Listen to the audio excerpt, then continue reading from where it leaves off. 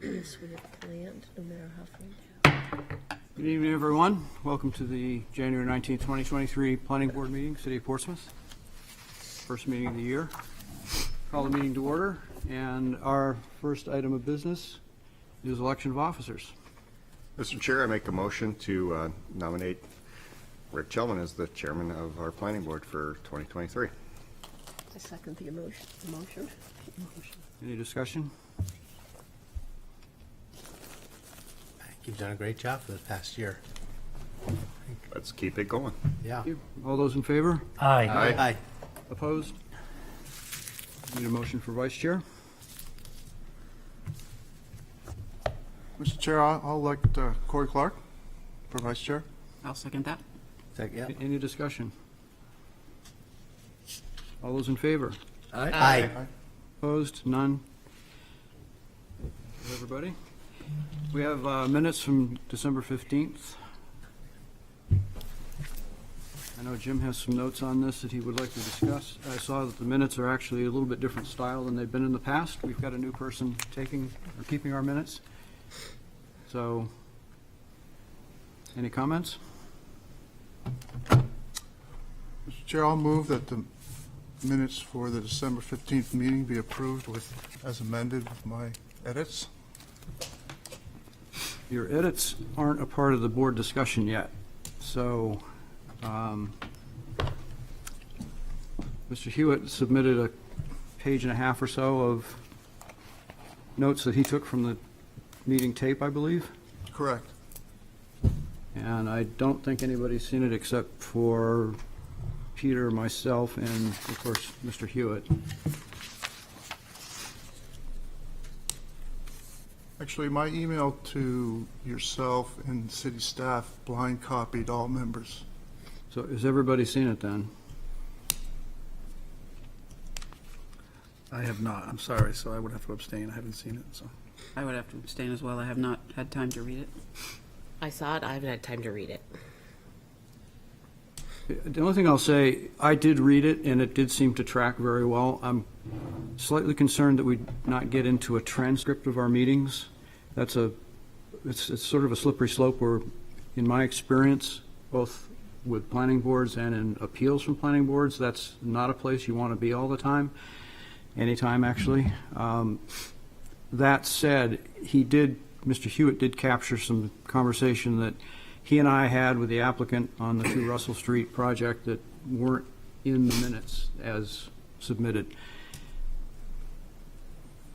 He's made a motion to have it the way he submitted it.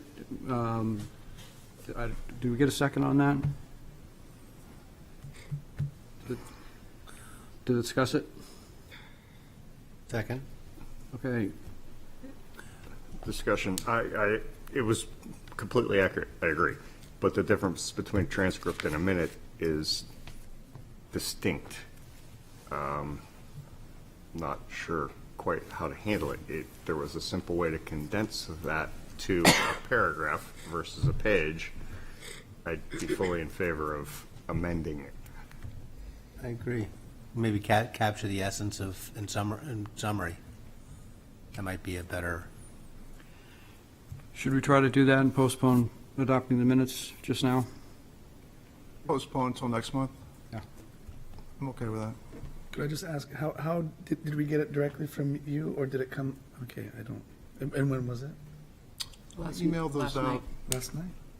2 days ago. Okay.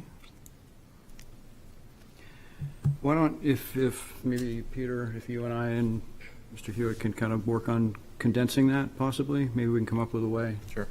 Bring it back next month Agreed. so we're not tied up. Agreed. Makes sense. Tonight we have, moving on, public hearings. We've got a request to postpone the Liberty Mutual for property at 225 Borthwick Avenue. They were going to be requesting a conditional wetlands conditional use permit under 10-10-17. Need a motion to postpone? So moved. Second. All those in favor? Aye. Sorry, Jane. Well, I just had a question about that. I don't know, when do I get to say that? After the two motions Sorry. discussion, yeah. It just moved too fast. That's okay. Go ahead, you can, Well, the reasons that were stated weren't actual full sentences. They were permitting process by the state, and I wanted to know what about the permitting process by the state, results in the postponement. And the other part were design plans by engineer. So I just wanted more detail about what's actually causing the postponement. I didn't feel that that was very descriptive. So the Conservation Commission, their letter decision said that they need to figure out if they need a state permit, which they do, and so they were in the process of filing that. And then they also need to have a planting plan, which they haven't completed yet. So those two things they want to have done before they come to the planning board. So basically, their application's incomplete. Right. Okay. Okay, thank you. or if that moved too fast. That's okay. That's all on that, I believe.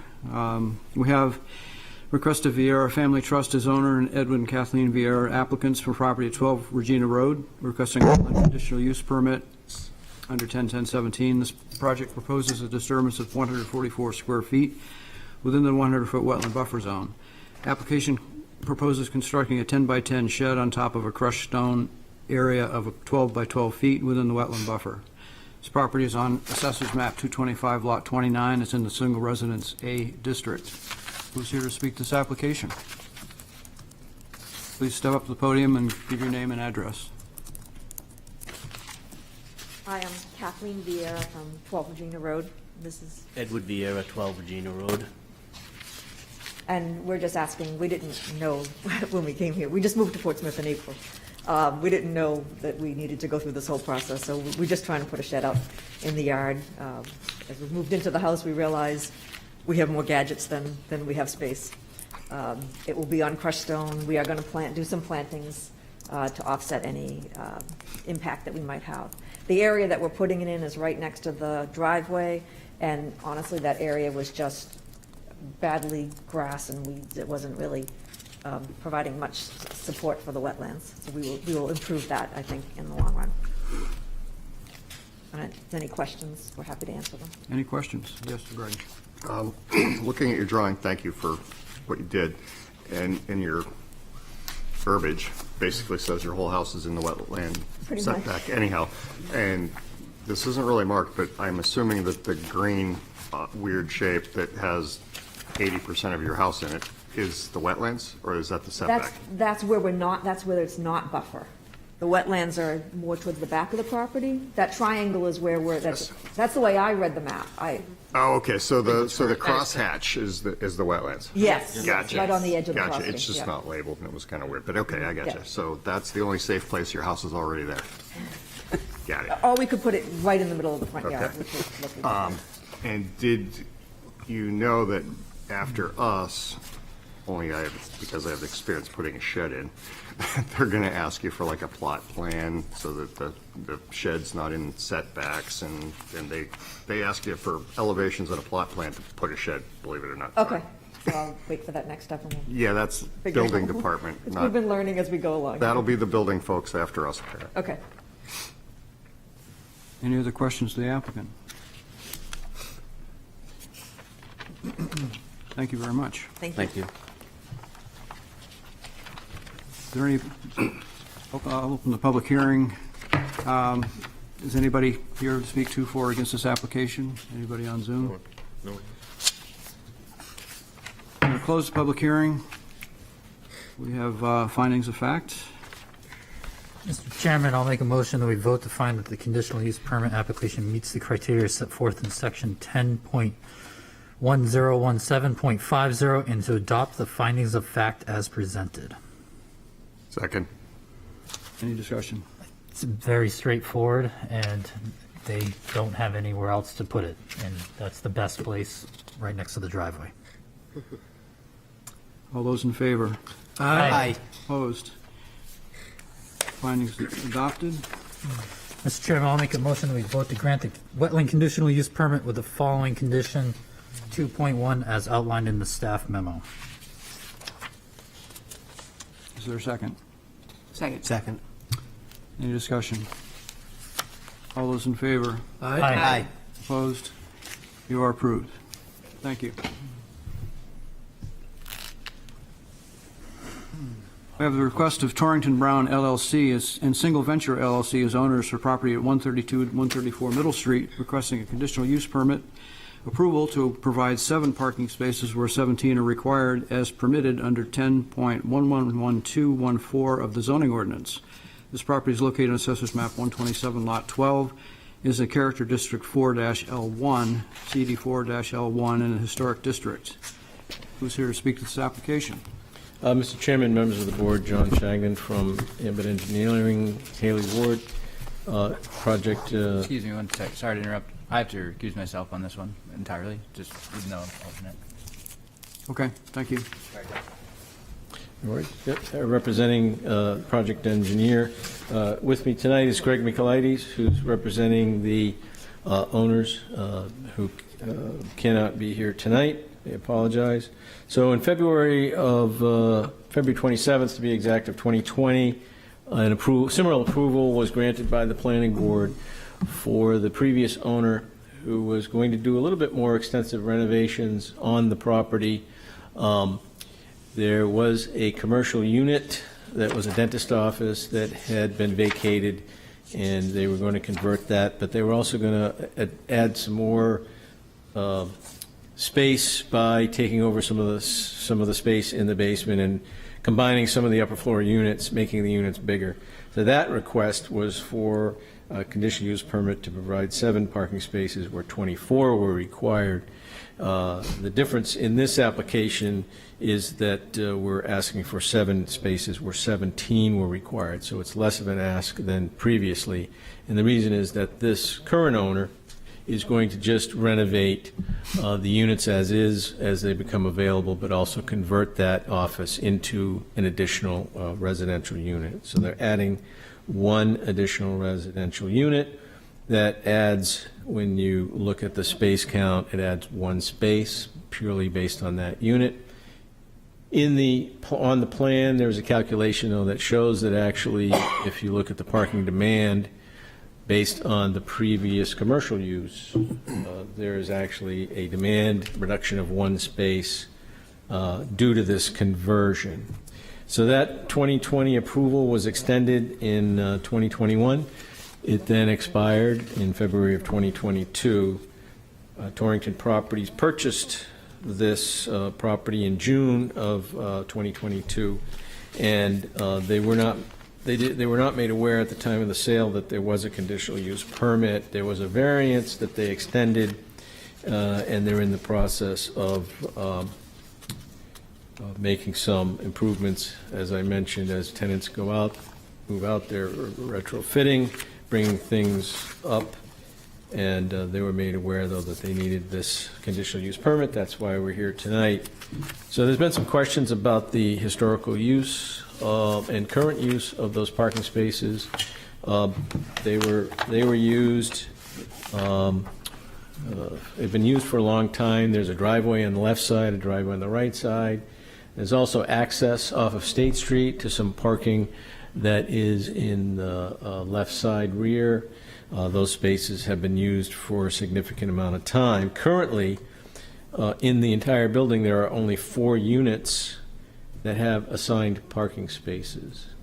So the new property manager assigns parking spaces as requests come in. So there's only 4 out of the 20 units that are requesting parking. The right front driveway is used a tandem spot, and it's used by one of the renters, Bob and Jan, so they park there on that side. The back entrance has 2 tenants who park there, and then the front left has 1 tenant. So there's only 4 that have parking. They're going to add some bike racks as a part of this application, and the property manager has noted that most tenants have bikes and use bikes as transportation. So I think this fits into the urban core, close to downtown, close to amenities, renters, small units. They don't have the need to have a car. The findings of fact as presented are, we would concur with that. We're going to add a bike rack. We feel the location is in close proximity to the urban core and public transportation, so we comply with that section of the ordinance.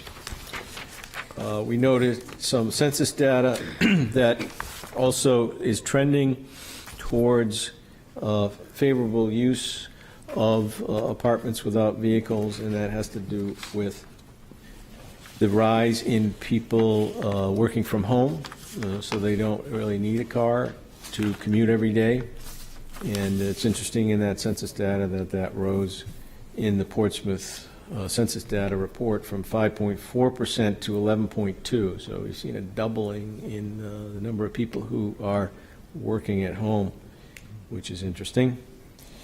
We would submit that the existing parking supply is adequate. There's really been no complaints that we're aware of, and no problems with the parking as it is now, so we would not anticipate adding one residential unit would have a big impact. There is a parking space now that is in front of the building, and that does not comply with the current ordinance, so that will be removed. So there is going to be one space less available, but that's required, and I don't think that has an impact on the use or the request.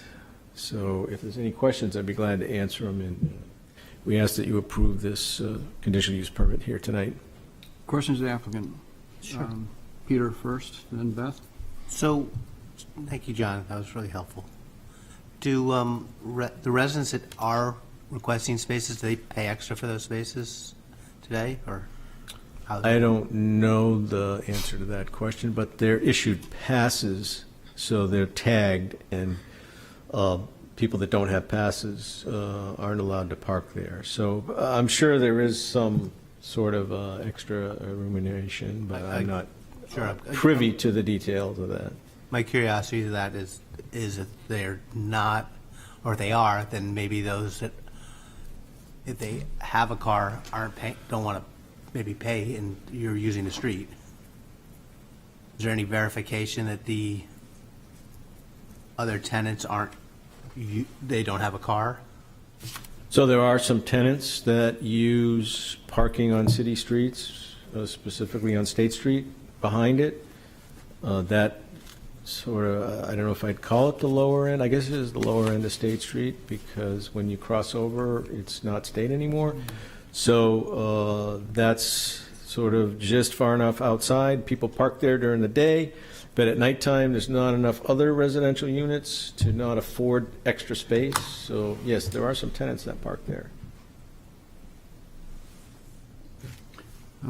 Beth is next, and then Jane.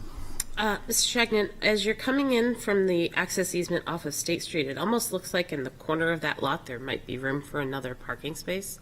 Is that not size-wise when you sort of come through that easement, and then right in the corner of the property there, is there sort of the southwest, I call it, is there room for another space there or no? The problem with that is you impede the backing up of the spaces that are in front of it. Yeah. It's kind of a... I was trying to be creative. Yeah, I appreciate that, and certainly there's probably been some creative parking there in the past, but in meeting the ordinance, no. Okay, thanks. Yep.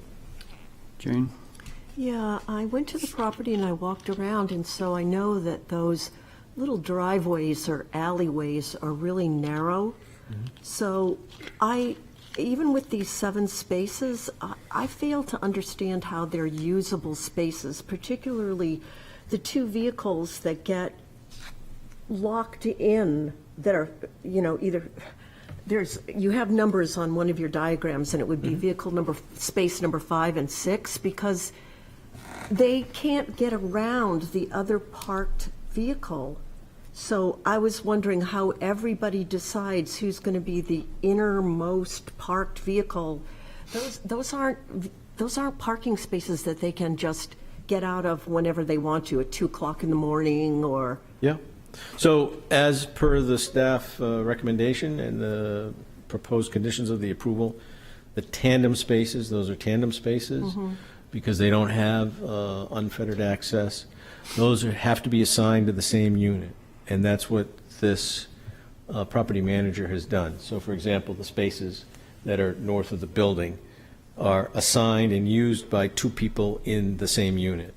So they can coordinate their comings and goings, and So that's actually, the nature this- of tandem spaces. So the 7 spaces actually are equivalent to 5 units having parking. 1, 2, 3, 4. 4 units. Okay. Yep. Well, I don't think that that's sufficient for this building, and inside your parking demand summary proposed, you say, efforts will be undertaken to increase the available parking in nearby locations for requesting shared uses with abutting business parking lots or blah, blah, blah. Shouldn't that be done before, this is completely passed? Shouldn't we know, in other words, part of your parking demand analysis that I find that's missing is, where is the other available parking? Because when I walk up and down those side streets, it's metered parking.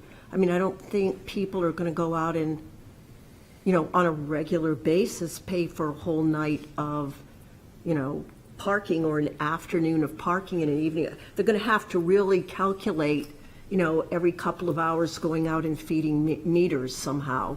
So I'd like to know the part about how, for those people who actually do need additional parking, where that available parking is. So I think some of that was discussed by the board in more detail when the ask was for 7 spaces where 24 were required. And some of that discussion was centered around the fact that there are some adjacent business uses that if the need arose, the renters could make inquiries and possibly lease spaces in those lots when the businesses are shut down. So there's also other spaces that are not really that far away. As I mentioned, State Street, it's not all pay parking on State Street, I'm pretty sure. And I don't know if you can park overnight in the Masonic lot, but during the daytime, that's an alternative that they can use to having to pay for parking or being shut out of State Street because it gets more use in the daytime. Hope that answers the question. Thank you. So we'll have a chance to discuss this later, Mr. Chairman? Okay, we will. thank you. Greg? The bike racks, I found them on your drawings. Were those a condition of the previous approval, and are they? Yes, but not as many, so we've added to that count. Comment, not. I mean, I'm not sure if they were, I think they were because even in 2020, the ordinance requires 1 bike rack for every 5 dwelling units. So to comply with the ordinance in 2020, they had to have 4 bike racks. Okay, so there's a comment. My experience owning a property a couple blocks from there, people are gravitating to scooters more than bikes, and I've had to accommodate those. Good idea. Yeah. So one of those pads that you have 2 bike racks on Yeah. would make a great place for 3 scooters. And that's what I did. I took a planting bed and turned it into scooter parking so that they don't put their scooters where people are going to hit them or, it's just a comment. It's worked for me. Sure. Actually, in this particular location, Parking spot. I was looking at the northernmost. it's really sweet because there's actually an area here Yeah, that has a roof over it. Yeah. That's a perfect place to put scooters. exactly. Yeah. Some of my tenants just who work downtown went and got a scooter and said, Yeah. heck with it. So Oh, sure, yeah. Any other questions, the applicant? Yes. And Mr. Shagnon, is it true that 20 of the units are occupied now of the 21?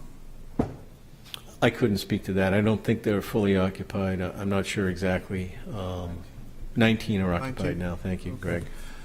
And I noticed there was a lot of effort put into trying to predict how many spaces this project would need.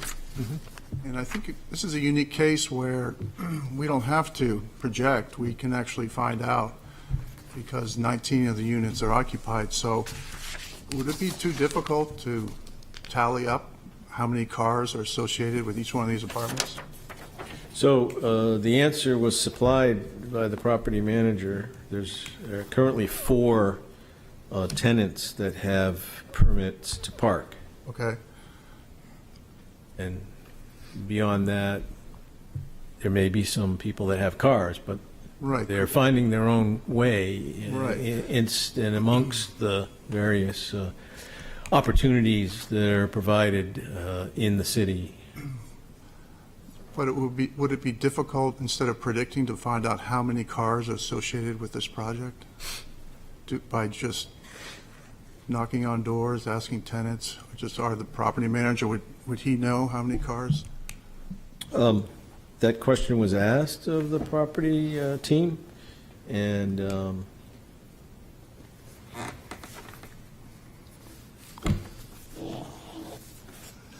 that was what came back, is that they have 4 unit owners who are assigned parking spaces, and the rest of the unit owners are not demanding parking or asking for parking or probably need parking. Right, but again, we're trying to predict how many cars are associated with this building that are not parking on the site. So we're trying to, at least I'm trying to understand how So many cars are we distributed. provided a parking demand memo, and that predicted the number of cars based on the standards that have been developed by the ITE.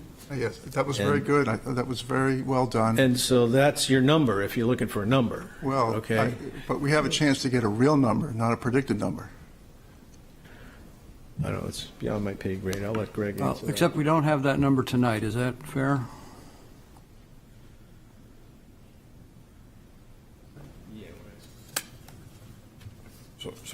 Greg Michaelitis from August Consulting. I think the confusion is, it's an existing building, it's occupied with 19 people. We're asking for a conversion of one commercial unit, that's a dentist office that has turnover all day, to one residential. We're not asking for 22 units for approval. They're there. There's 21 units that are there. So I think that's the confusion. That building's there. It's 19 people occupied. We're not asking for permission to park the whole place. We're asking to convert one unit, one commercial unit, to residential.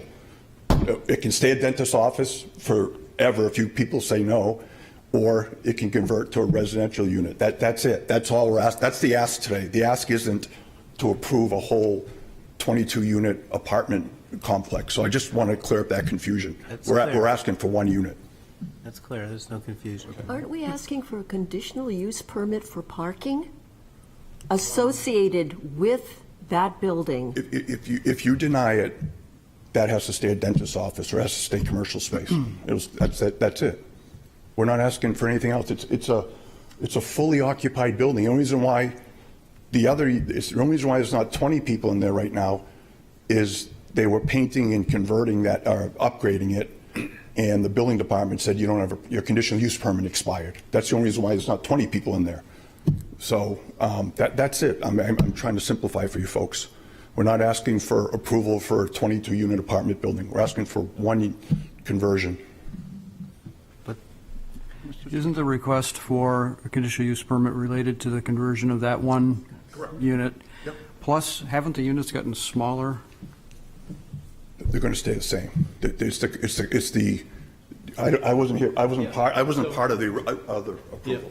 Yeah, so the previous request, which was approved, the prior owner was going to take over more space in the basement and convert it to residential use and make the upper units bigger. And that's why the previous grant by the planning board was for 7 spaces where 24 were required. And now we're asking for 7 spaces where 17 are required. So does that answer the question about It does. smaller? It So would- the units actually aren't getting smaller, it's just that the expansion of the units has not occurred. Right.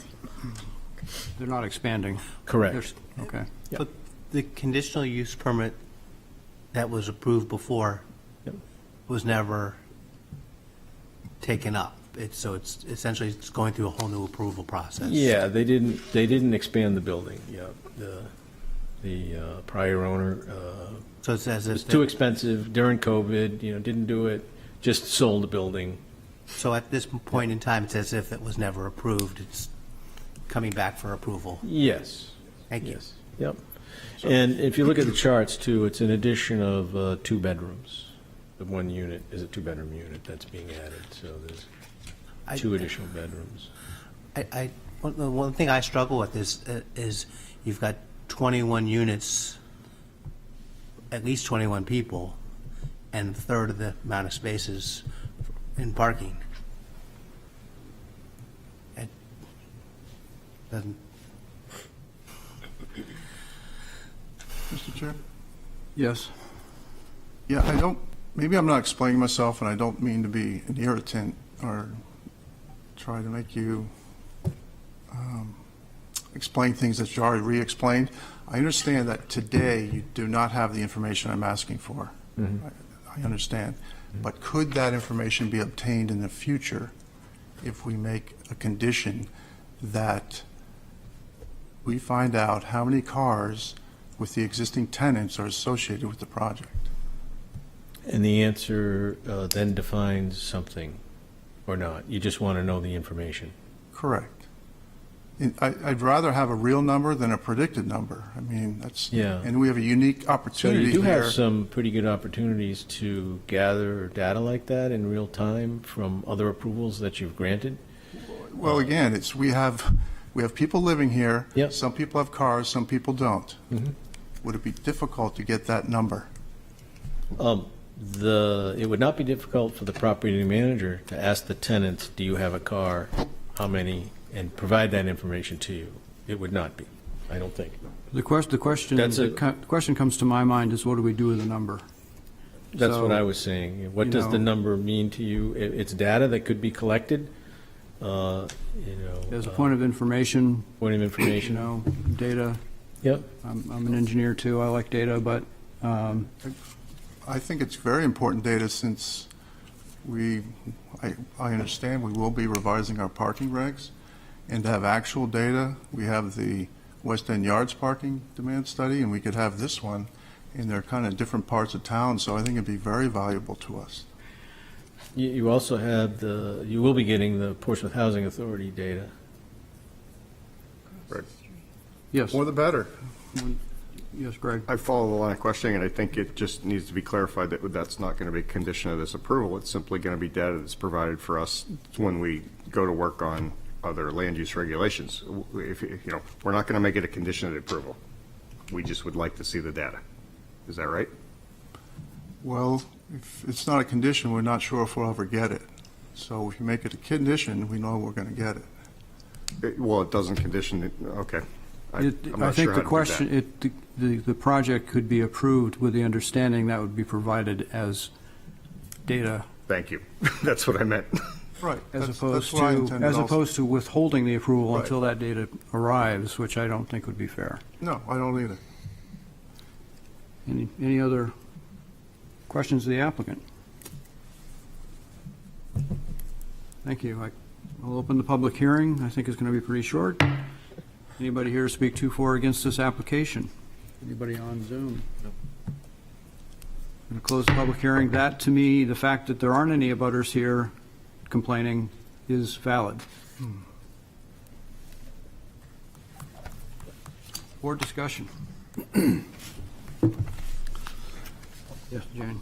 Yeah, I still want to return to that sentence about just parking demand in general, and because it's an additive effect. So the fact that our own city ordinance suggests that 17 spaces are required for this building, Discussion. and we have 7, which is servicing 4 out of 21 units, 1/7 of the units, it troubles me. I mean, when Mr. Gagnon says that, well, we're going to go, they could use the Masonic parking lot. I think that's exactly what the Public Housing Authority, which has now had a variance for fewer parking spots, is thinking.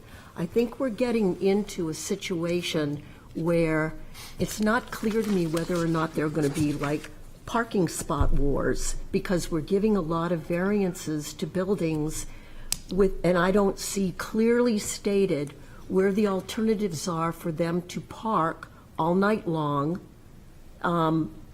given the other properties that we have in town with more and more density units. So I'm not in favor of this parking conditional use permit the way it stands.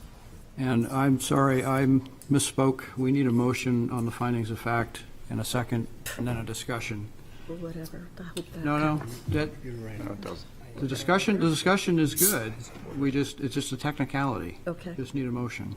Mr. Chairman, I'll make a motion we vote to find that the conditional use permit application meets the criteria set forth in section 10.1112.14 and to adopt the findings of fact as presented. Second. Now, we can have some more discussion, and I'm sorry that I didn't do that before. Well, further to my point, for people to walk down to the Well, foundry. Corey, did you want to explain your motion? Oh, I'll let others go first, and then we can circle back. I don't want to, interrupt Jane's Okay. motion of thought. So. sorry, I don't mean to be out of line either, Corey, but. Oh, that's fine. Go. Not at all. It's just that I've heard, well, people can get parking arrangements at the Foundry Garage, which is at least 4 or 5 blocks away from this property. But I don't think we can just continually make assumptions that everybody's going to have sufficient parking. And I don't know that people want to walk 5 blocks to park, 5 blocks back. There's a problem of groceries, there's a problem of the logistics of life. So I don't think that really having 4 units serviced by 7 parking spaces, given the need for 17 parking spaces according to our own ordinance, is warranted. We're talking about findings of fact here. Greg? Can I follow on with that? I think it's important to realize that there's some confusion. It's an existing condition, and we're not changing the existing condition. And in fact, he's asking for less than the previously existing condition. So if the 17 spaces applies to new construction, not existing condition. And so if the owner wanted to buy a building that has 0 parking existing, he can buy a building that has 0 parking existing, and whatever parking regs apply don't apply because it's existing condition. I would follow with the request for the data is very important, because everybody here, Beth, everybody, we want to change we want to move parking out of zoning, and we want to work on the parking regs. And until we do that, we're stuck with existing regs. That's all I got. Okay. We have a motion and a second on the findings of fact. Corey, did you want to jump in now? Yeah, I would just reiterate what Mr. Mahana just stated, that we have a current situation that appears to work. We're not hearing anything from abutters or anybody else stating anything negative about the current situation. And so, I don't even think we have to really look at what was previously approved, even though that was for more density. I think just looking at the current situation, it works. And so I do think, like others have said, getting the data would be very beneficial, so that we can, throw that into the pot that we'll be looking at as far as when we go to look at how to maybe manipulate some of these parking regulations throughout town. But I think in this current situation, it most certainly works. Any other discussion on the findings of fact? All those in favor? Aye. Opposed? I'm opposed. 8-1. Mr. Chairman, I'll make a motion we vote to find that the number of off-street parking spaces provided will be adequate and appropriate for the proposed use of the property, and to grant the conditional use permit as presented with the following condition 2.1. Per the requirements of the zoning ordinance, the 6 proposed tandem spaces shall be assigned to the same dwelling units and shall not be used to provide guest parking.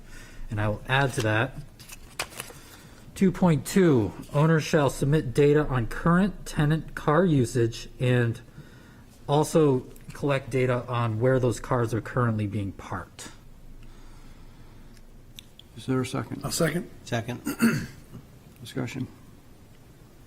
I hope that gets other board members' concerns with that, because I do think it's a great idea, so.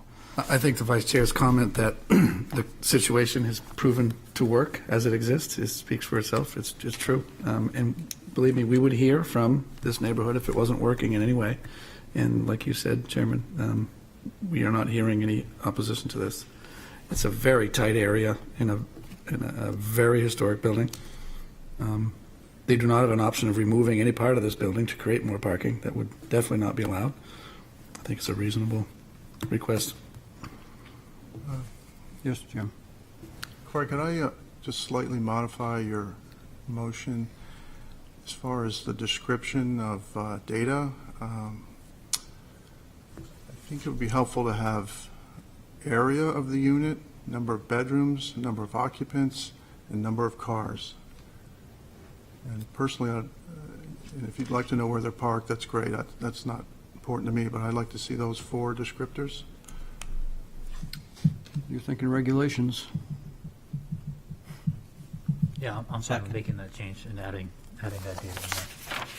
Who seconded the second? Second, Joe. I seconded, and the data, I think, already exists, but to have it packaged, and a lot of the information that's provided, so if there's no, sure.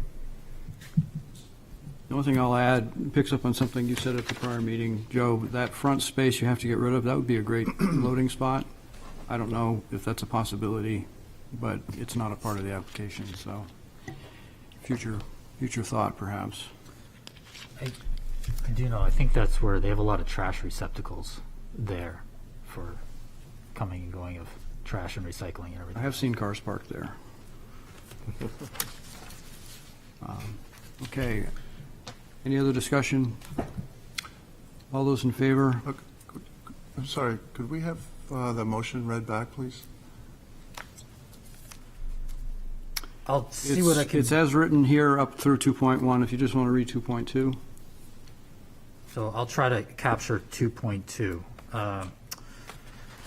Owner shall submit data on occupancy, unit size, tenant car usage, and where the cars are currently being parked.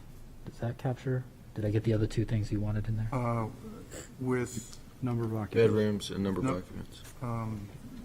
Bedrooms, Square square footage. footage. area of Bedrooms, apartment, number of occupants. area of apartment, number of occupants, number of bedrooms, and number of cars. You may have got it better than me. Can I read Peter. what- Yeah, yeah, go for it.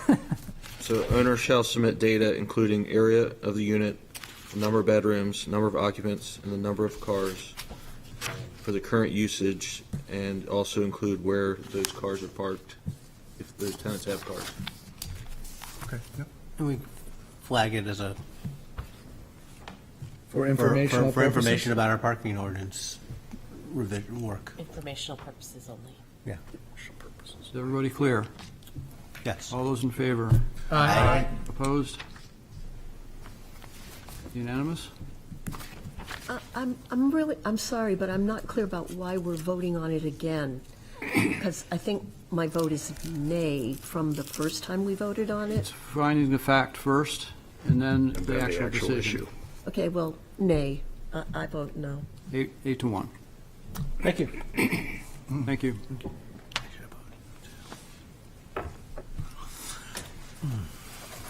Our next meeting is on the 30th, and we're going to be having a workshop and a public hearing on the accessory dwelling unit issue.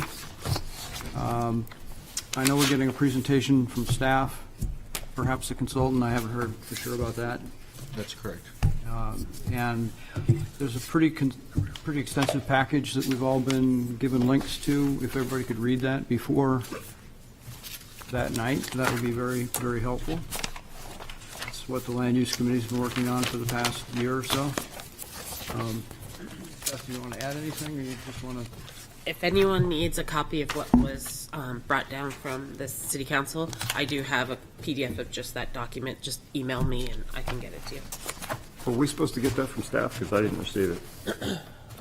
Not yet. Oh, okay. There's some stuff coming out next week. It will be coming out. I'm sorry. I thought you said we Well, received it. The Oh, ADU amendments are online. I'll send those out. I can Online, send that but- link out tomorrow. Please. And then next week we'll have the, there's another memo coming, and then the draft presentation from Okay. staff and the Got it. consultant. Yep. Got it.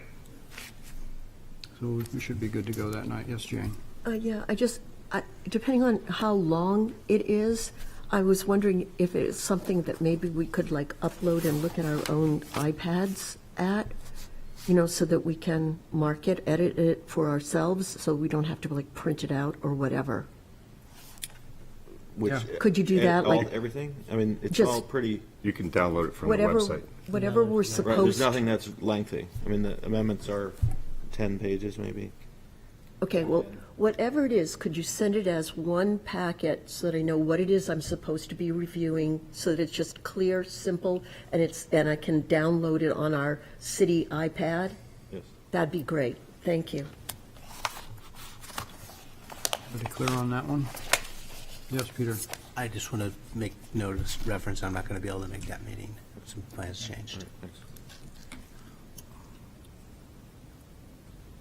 I'm going to loop together the rest of the agenda.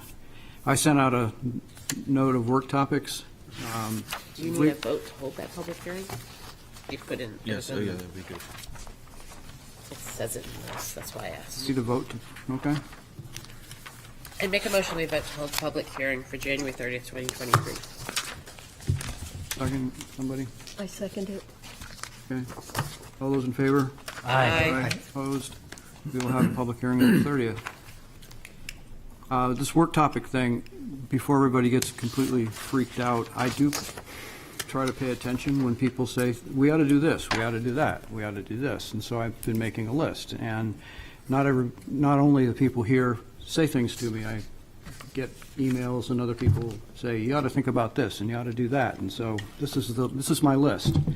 And it's a lot. I want to hear from the board if you folks want to dive into all of this, some of this. Maybe there's some other things you have in mind. If we are to do this, it's work. We'll probably have to have workshop meetings every month to do this sort of thing. I'm not afraid of that, but I'm a little bit nuts about this stuff. So please share your thoughts. Let me know. Yes, Greg. I think in my case, I'm more interested in participating in planning board changes than being planning board approvals. So, yes, I'm in favor of working on these things. And that would include workshop meetings. Yes. I would be too. Yes, Jane. Yeah, actually, I may have missed something from not being in the discussions in December, but I was hoping that our January special session actually would be our first chance to start to sit down and plan out and timeline out the master plan. I have said for approximately a year that I think it's a priority, and I still think it's a priority. I think we should start in extra sessions as soon as that is possible. Andrew. Yeah, I'm really excited about a lot of these topics. I don't think it's a secret, but I also think that certain members of the planning board may take different interests or different excitement about each topic. So I don't know if we want to chunk it out as best as possible while still keeping a quorum to talk about them. Maybe there are people that would be willing and interested to spearhead some of these and take on certain parts of it so that it's broken down and we have a good basis of understanding across the board rather than just putting it all on you, and certainly breaking it out as much as possible. Okay, thank you. Anybody else? Is it a consensus that folks want to dive in and we figure out at the first workshop if we do need to chunk it out, or if we, set some priorities? The master plan budget is in the capital improvements plan. If it passes and gets through all the steps that it needs to get through, that money would be available in July, which is the start of the 24 fiscal year. So there's reading to be done. I know Jane has read the entire master plan recently. She's probably the only one here that has done that, but we all should do that. Yeah. Excuse me. And these other topics, the rules, board rules and procedures, I thought I'd have those in a situation where I could just pass them out tonight. I didn't. At one point a month ago, we thought there'd be 3 meetings this month because we thought that tonight would be a very heavy agenda, and then we'd have a workshop about these topics and then a workshop about the ADUs. I talked with staff. We decided 3 meetings was just going to be too much, so we split it to 2 meetings, and this is where we are. So we won't have a workshop on these topics, but if folks are willing, and I'm getting the sense that people are willing, okay, because I can call the workshop meeting, and you're supposed to come if I call it, so. Just a clarification, you had mentioned that the items on here, some of these items that made it to this list are simply people saying you should look at this, right? Yes. So we need to at some point decide if they're. Oh, yeah. No, this is an inclusive list, so Right. the board may decide, we don't want to talk about this. Right. Or, we'll talk about this next year, or, Right. Okay. anything like that. Or Possibly staff may. prioritize them in some way. Exactly, Yeah. and staff's going to be closely involved in this too, and so I talked with Peter Britz and Peter Stith earlier today, and further conversations with them, we may find that they feel like this one topic is just needs more research, or it needs something, and we really need to get more data before the board can get its arms around it.